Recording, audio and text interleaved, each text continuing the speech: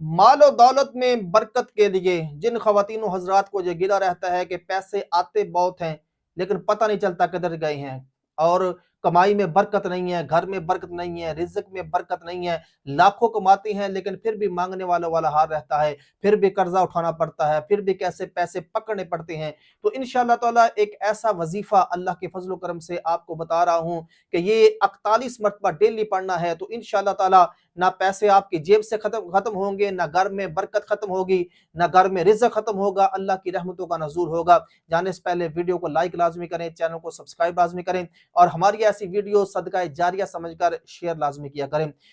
سورۃ قریش، سورۃ قریش لإیلاف قریش، 30ویں سپارے میں آخری 10 سورتوں میں یہ سورت ہے۔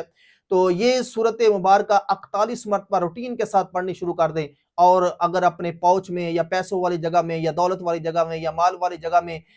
برکت کے لیے انشاءاللہ اس کو پڑھ کے دم بھی کریں تو بہتر ہے، نہیں تو ویسے ہی اگر 41 مرتبہ سورت قریش پڑھنی شروع کر دیں گے تو اللہ کے فضل و کرم سے آپ کا یہ گلہ دور ہو جائے گا کہ پیسے آتے بہت ہیں لیکن بچتے نہیں ہیں، برکت نہیں ہے، بے برکتی رہتی ہے۔ انشاءاللہ تعالیٰ برکت کے لیے یہ بہت ہی عظیم وظیفہ ہے۔